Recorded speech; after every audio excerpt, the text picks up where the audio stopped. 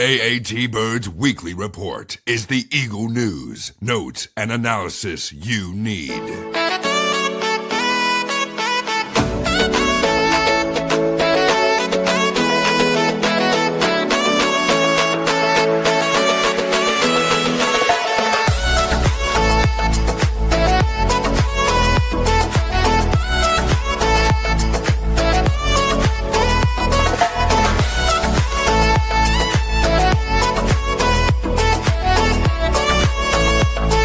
All about the birds, all birds, all the time. And welcome to AATBirds Gameplan. It's Vikings week now. It's been a tough couple weeks here of Eagles football. They've been struggling here. You know, a tough loss, bad loss to the Giants. They kind of have to 10 days to recuperate from that and get everything back on track. And they have the Minnesota Vikings. Listen, the Vikings are a good team. It may be Jalen versus Carson part 2. 2022 was the first matchup between the two, and it's looking right now that it looks like it's going to be Carson Wentz again against the Philadelphia Eagles and the Vikings. But Matt, this is going to be an interesting one. I'll say that. Definitely going to be an interesting one. Yeah. It's always interesting when Carson Wentz is involved from a game planning perspective and from like utter chaos within the fan base. There's still a small faction of dudes that are Wentz truthers, and they come out hardcore around this time of year. Yeah, it'll be interesting to see if he makes a big play. The timeline's going to be a mess. I think that's to me that's super loser energy. I'm just saying. Well, listen, but that's I don't know what it is about Jalen Hurts, but he inspires that in people. I've never seen a quarterback receive so much hate for not doing anything to deserve it. You know what I mean? Like people hate him regardless of where he was in college, in the pros. I think in Philly here, there was some uneasiness because Wentz was essentially handed the keys to the franchise. I mean, I had a Wentz jersey. I thought he was going to be the guy for 10 years. And it's hard to come to grip with that he's no longer the guy and that, you know, a second round rookie is going to come in and take his job. So like I get it to an extent, but like people, you just have to let it go. You're right. I mean, it's major loser energy. I'm all for supporting players when they go elsewhere, but not when they play the Eagles. Like I was still a supporter of Brian Dawkins, very different scenario, but still a supporter when guys go elsewhere. I'm a supporter of Isaiah Rodgers, who ironically also went to the Vikings. We'll get into that, but not this week. But yeah, it'll be interesting. There's always some fun storylines when it comes to Hurts and Wentz. You know, to me, it's just like Carson Wentz is the modern day Jeff George. Top pick, had all the tools and everything. Too, right? And basically, he just has to go to the Raiders. The Oilers, right? Didn't he play for the Oilers for a bit? No, he played for the Seahawks. I think he played for the Seahawks. He played for the Raiders, the Vikings, old Redskins before. You know what? He kind of looks like him too. The Bears he played for. He kind of looks like Carson That's Wentz. what he is. He's the modern day Jeff George. That's what he is. It is what it is at that point. Let's see where he played. We played for Indianapolis, Atlanta, Oakland, Minnesota, and Washington. Okay. 17 years, man. That's not bad. Yeah. Or sorry, 12 years. 12 years. He had a lot of cup of coffees, especially towards the end of his career. But sometimes that happens with quarterbacks when they lose their job and then they start going off into other teams. But listen, like when you take a look at this Eagles offense, you know, if we dive into the Eagles offense and you know, actually what we should start with would be the abrupt retirement of Zadarius Smith, because I think that factors into a lot here when we start breaking down both sides of the ball, because I think that's the best place to start, because that was absolutely out of left field, because you had him retire just up and done. It was very crazy because you're already down Nolan Smith, and you know Obo is out for the season. So now you're down to having just Jalix Hunt and Patrick Johnson and Aziz Ojolari. And I'm missing one other guy. Who the hell am I missing? Uche, yeah. I don't know how I missed that. But, you're down to just those four. And then what they do, I don't know if maybe they bring APR as an elevation this week just to have an extra guy. I wouldn't be too surprised with that. It's just that was so out of left field. And then, of course, they're making all these practice squad moves and, everything. And, of course, you're seeing all the people who want C.J. Gardner-Johnson back and, with the Ravens. I wouldn't be opposed to it. The more and more I think of it, I'm not sure that's going to happen. But you'll have to wait and see. Maybe potentially if there's an injury, you could see that. But it's just weird because then they add two guys to the practice squad, an edge rusher, Titus Leo, which I could see an edge rusher. I get that. But then they add a tight end, Jaheim Bell. Yeah, I think in my opinion. It was a surprise, but we also know how much we've talked about this quite a few times, how much Howie loves tight ends and loves tight ends from FSU. So it totally makes sense. Or actually, I guess he went to Florida. But Jaheim Bell went to Florida State. Howie went to Florida. Anyway, it makes sense because of the skill set he has. Coming out of college, he was super interesting to me because he was pretty versatile. Like he would line up in the backfield, he'd take carries, he would be a lead blocker. He's kind of an H-back type of player, like a Jack Stoll was with us. And ironically, he played a similar role with New England in his time there. So I wouldn't be surprised if they're looking at him in that way. Right, at least as a developmental player with an interesting skill set, like he could be your BVS, and maybe they move Latu into a new role. And the Calcaterra injury, it does make sense that they're adding depth. I know you mentioned EJ Jenkins is on the practice squad. I don't know why they keep him around because they don't seem to want to elevate him or give him a shot. But I mean, why not? I'm sure he'll be released next week for Eli Ricks, and we'll go around and around again. But I thought it was actually kind of an interesting move, and I liked him coming out of Florida State.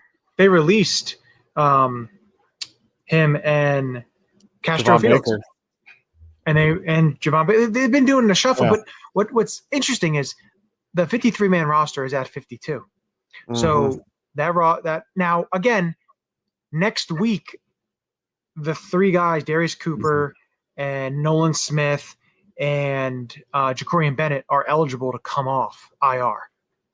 Yeah. Whether or not they do that and give them an extra week, which to my opinion, I think they just give them an extra week into after the bye. I don't know. I don't know if you can, to be honest with you. Depends. I guess depends on what happens, but that's just my feeling is, listen, maybe one of those guys, maybe if Nolan Smith's back, or maybe if Jacorian Bennett's, healthy enough, one of those guys comes back. And maybe that's why they're keeping the only 52-man roster instead of signing someone knowing that they're just going to have to cut them in a week anyway. Because then it just means your inactive list is just smaller. And they don't have a ton of injuries. So it's not like they're the Baltimore Ravens or the 49ers where the injury list is 13, 14 players long. But they need all the spots they can get. They don't. Basically, it's just Calcaterra, which he probably will not play.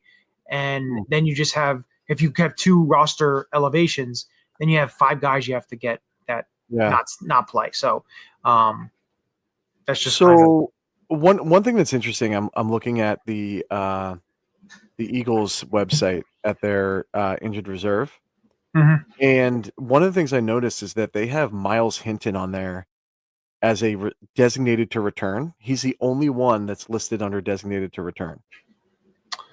Hey, they could kind of use a guard because that doesn't mean it's the case. That doesn't mean it's the case because you have like Nolan Smith, you have Hewlett, you have Cooper, you have Bennett, and I don't think they're out for the year. They would have said so, but definitely interesting. The thing is, like when you look at our lads, they have all the reserves. Like you have Willie Lampkin, of course, Jacorian Bennett, Nolan Smith. I want to see Lampkin, man. I'd like to see him at guard, or center, and move Cam to guard. Yeah, and then the only ones without those basically their little signs, little arrows up. I'm not sure if that means not season ending, where Obo and Johnny Wilson were the only ones that don't have those arrows, which we know those guys are definitely out for the year. Now, I think Charlie Hewlett, I don't believe he's probably going to be back. You don't think he'll be back at all? I don't know. I don't know how bad the injury is because I know he had a neck thing. I'm not sure. It wasn't a neck that got him on the injured reserve, though, was it? That I'm not sure if it was a shoulder or if it was a neck. I don't remember. But it's weird because they also have Ben Van Sumeren with that arrow up. He's not coming back this year towards ACL. Yeah, so I'm not done. sure what that all gets into play. But like looking at, let's revert back to what originally started here, talking about the offense. Because it's going to be a tough test against this Minnesota defense because the Minnesota defense plays a lot of cover two, and they will blitz you. You'll have that. I think this is a game where you need to. And listen, this may be the game that leads to it of the run game becoming more of a factor because Minnesota's run defense is, I believe, it's towards the bottom of the league. 24th in the league. It's towards the bottom of the league. Now, I know Blake Cashman has been designated to return. There isn't anything yet on whether or not he's going to play. So, but if this is a game where you can get your run game going, I think this is where it could start. It's going to be tough because they've got a good secondary. Isaiah Rodgers as one of them, as you had mentioned earlier. But they do have some pass rushers. They can get after the quarterback. But if you're able to gash them a little bit in the run game, the big thing with the Eagles and their offense, and it's really not that difficult. It's pretty simple. It's just staying ahead of the chains. If you're on first down, throwing a little check down, getting 1 or 2 yards, then you're running the ball, losing 1 or 2 yards, you're at 3rd and 8, 3rd and 9. That's not where you want to be. You want to gain 3 to 4 yards first and second down, make it 3rd and manageable. Then it puts the defense on their heels. What are you going to do? Are you going to do run pass option? Are you going to run? And I know Patullo had talked about the RPOs more. And I think that needs to be a factor in this offense because it's what fits the offensive strengths of Jalen Hurts, of Saquon, of what they do. It's really not that difficult. Yeah. I mean, what you have the reason we were so successful last year is because we were making the defense make a shitty decision. Right? It was like we sell out to stop Saquon, and then you have Goddard or Smitty or AJ on a quick slant. You sell out to stop that and Saquon, then Jalen keeps it around the edge. And it's just like, if you're not utilizing that, if you're not making the defense think, you're not doing your job. If you're allowing them to get up to the line and count down the final 5 seconds you have to snap the ball and get a jump on the count, right? Like the snap count is an advantage to you. You know where you're running, and you can make the defense make a bad decision on who they're going to stop because you essentially have an extra guy as a quarterback. So like those are the things that you should be doing as an offense almost always. And we are not doing any of that. Like we're not using the snap count to our advantage because we're getting up there with 5 seconds left on the snap clock or on the play clock. We are not making them make bad decisions because we are running pretty much the same plays out of the same alignments with no sequencing or variations from that. It's just they could make they could make this so much easier on themselves with the RPOs. Long-winded answer of saying I agree. Yeah, and it's going to be difficult because the Vikings are basically going to be back healthy. Like they're going to probably get a couple of guys back. They run too high a lot. Yeah. So which is not a strong suit for Jalen or the receivers. No. And like when you look at their IR, like Aaron Jones is out. Their center Ryan Kelly is out. Rondale Moore got hurt early in the year. Backup offensive lineman and another backup running back and Ty Chandler. Now Blake Cashman has been practicing at full. Whether or not he's designated to return this week or next week, that of course has not been deemed yet. I kind of hope he doesn't because then you're looking at former Eagle Eric Wilson in the linebacking core for Minnesota. But who's having a nice year, actually. I'd rather see him than I would see Blake Cashman. That's just my opinion on that. But like when you look at their defensive line, their interior, like Javon Hargrave, we know he can rush the passer, but he's not the strongest run defender. Jalen Redmond's he's a solid player, and Jonathan Allen is a good player, but again, comes with some age with him and Hargrave. Like they're not the youngest guys. They've got some decent backups and everything, but if you can attack them, that's where you attack them. Is you attack them in the run game. 100%. They are both very good at rushing the passer. That's always been both of their claims to fame. Allen, as he gets later in his career, has become a better run defender. But Hargrave, as every Eagles fan can attest to, is just not. It's not what he wants to do, and it's not what he excels at doing. Yeah, and then I agree. Yeah. Like, and you look at their injury, they're going to be probably getting a couple of their offensive linemen back. Donovan Jackson's been out for a little bit here. He looked like he's full practice now. Of course, you got Christian Darrisaw. Michael Juergens, the center, is looking like he's been full practice. Juergens on Juergens. Will Fries. And then Brian O'Neill was limited practice, whether or not he comes back. I know he's been banged up, but like if they're getting healthy, you gotta hunker down. It's not gonna be an easy game. They're still 27th ranked offensive line. Like they're not a great offensive line. No, we are not a great defensive line right now, but like. No.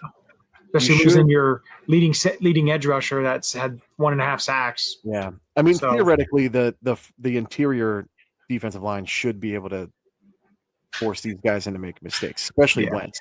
If you get pressure up the middle, which I'm sure Fangio will do with blitzing linebackers from depth. Yeah. We all know he'll hit the panic mode and make stupid decisions. So.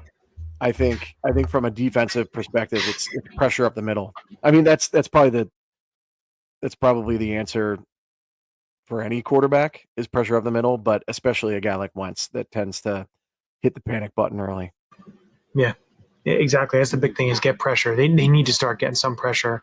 I'm really interested to see if they somehow, especially with what happened with Zadarius Smith, if they go ahead and play a little more Nakobe and have Bond and Campbell kind of doing a little bit on the edge and, trying to get some pass rush that way because you need to do something. Listen, I said it weeks ago that I think we'll see some version of a 4-3 that converts down to a 5-2. I said it weeks ago. You have Nakobe in the middle with Bond and Jihad on either side. And then depending on the strength of the formation, how they want to play that, they bring one of them down as an overhang and create essentially your 5-2 front that Fangio likes to run. I'm telling you, it's going to happen. Yeah, at this point, they're going to need to. And again, we'll get into more later on, maybe in a week or two with some, as the trade deadline is coming up to talk a little bit about, we actually probably may do it probably before the bye week because then the trade deadline is right around there. So it kind of works perfect for the Eagles. If you think about their bye week, runs right into where the deadline is. So it gives that, if they get anybody, it gives the player an extra week. But yeah, we'll talk about it. If their move happens before that, we'll talk about that. But definitely they have the picks to be able to make a move here and there. But it's going to be interesting to see. Let's talk about that real quick, just to level set. Like, everybody's going into this saying, oh, we have 10 or 11 picks or whatever. I think it's 10 picks. Only 7 of those picks are tradable right now because the rest of those will be compensatory. So got to keep that in mind. Like they do have ammo. They have more ammo than I think most have. But at the same time, like we also have to pump the brakes on this because we have to take into consideration a Jalen Carter extension. If that were to happen, what do you do with Jordan Davis? You've got Nolan Smith, you've got Quinyon Mitchell, you've got Cooper, you've got Blankenship. You have a lot of guys that you have to pay over the next year or two, and you have to account for that. And I think people need to, including myself, I think we need to pump the brakes on like expectations on a trade because money is going to play a factor into who you're trading for. I mean, it always is, but like I think they're going to be looking for value bin. But at the same time, upgrades, if that makes sense. Like a guy like a Cam Taylor-Britt, right? That's healthy and active today. He's not a Denzel Ward, but he is probably better than anything Adoree Jackson or Windows giving you right now at outside corner. So and that's what you kind of have to. That's what you have to expect. Like, listen, this isn't the trade deadline where you can get star players all over the place. It's not what it is. It's got teams that are struggling that have some veterans that they can, maybe move. Like, we've seen it. Like a Bradley Chubb would be a good option. Played with Vic. Maybe even in two different places. Yeah, and Denver and Miami. Yeah, you even can look at when you look, at the Titans, Draymond Jones. I know he hasn't basically lived up to what he was, but he's another potential. Arden Key, another option. There are options out there. Like it may not be the sexy picks, but listen, it's what it is. Like you're not getting top. You're not getting a Max. Players, you're not getting a Max Crosby. You're not getting a Max Crosby. You're not getting a Denzel Ward. Like, I'm sorry, but even if those teams suck, they're not going to trade their best players and have nothing to build around in the draft. Like these as much as they suck, like the Titans aren't giving up Jeffrey Simmons. They've already said that. Yeah. Like, would they get a lot in return for him? Absolutely. Is it worth giving up a premium position and having to rebuild there? Absolutely not. So like there are guys in our chat that think we're getting Myles Garrett or Max Crosby or Denzel Ward, and I just don't. Yeah, it doesn't work that way. Who knows? I mean, he did go after Micah Parsons, and he's a little bit different of a quality player than some of the guys we're talking about, and he was knowingly available, right? Had requested a trade. So we'll see. Who knows? I really think the biggest player that you're going to see traded is probably Trey Hendrickson. I think everything else is going to be for depth or rotation type players. It's going to be interesting. But this brings us to a fun little segment because, we always love it and we're always so great at it. We always do. Yeah. It's the Elect-a-Locks. It's time for the Elect-a-Locks of the week. Who's your lock? Alrighty. So, you, my friend, you got your lock correct because you had the Dukes beating St. Francis by 10. Yeah, they dismantled. 10 plus. I probably should have gone more aggressive and said 14 plus, but the way the Philly sports were going at that moment, I felt like I had to play something safe. Which, listen, I understand. What was the final score? The final score? 52-7, baby. Now, mine, unfortunately, I was wrong because in the fourth quarter, Lehigh put their backups in as they rolled Columbia 31-7. So they did not have 2 passing touchdowns. They only had 1 passing touchdown. Hell of a win, though. Hell of a win. Big time win. Jeffrey Jamil, one of their standout receivers, 9 catches, 182 yards, 1 touchdown, and a sick one-handed catch. Hell yeah. Good for them. I mean, it's Columbia, but... Yeah. But you got to win what you got to do what you got to do. Hey, St. Francis, I feel you. You got to beat who's in front of you. So, go Pigeons. This brings us to this week and our Elect-a-Locks. Since you got yours correct, I'll let you go first. All right. I'm gonna go Eagles related. Okay. And I'm gonna say Cooper DeJean gets his first interception of the year. Ooh. Okay, I like that. I'm going to go with the Eagles edge rushers will get at least 2 sacks. Wow. So it's an edge rusher. It's not a... Yes. So it's going to be... Okay. So, and listen, that's just what I'm thinking. You got Jalix, you got Uche, you got Patrick Johnson. I'm going to say 2 sacks total between those guys. Wow. So, okay. Definitely. That's a bold move, man. Bold move, Cotton. Which now brings us to prediction time. We have not been pretty good the last 2 weeks, of course, because we have picked the Eagles and they have lost. Alrighty. I'll start here. Yep. I think it's going to be a tough game.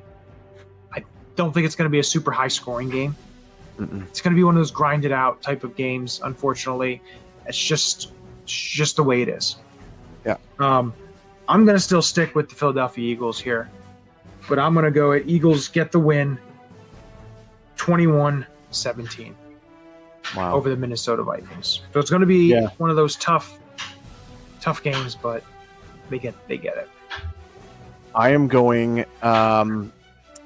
It hurts me to say this, but I think this is going to be another Eagles loss. Well, you did text me early this week saying you feel like it's not going to be. Yeah. I don't have a good feeling about this. They match up really well. Flores seems to have our number. We don't do well in Minnesota. I see this being another loss for us. I'm going 24-17 Vikings. And I hate that. That hurts my soul. I want to be optimistic here, but until they prove otherwise, I don't know. Listen, it's a tough thing. Unfortunately, it's just the way it works sometimes. But hopefully, they get the W. It's going to be a tough matchup against Minnesota. It's going to be big because I just don't know how we cover those receivers. To be honest with you, well, because you're going to have Addison.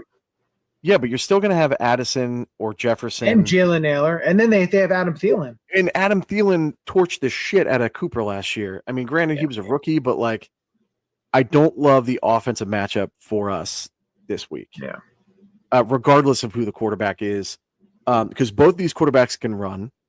We don't do well with running quarterbacks. TJ Hawkinson still has some juice left, and we've had trouble with tight ends.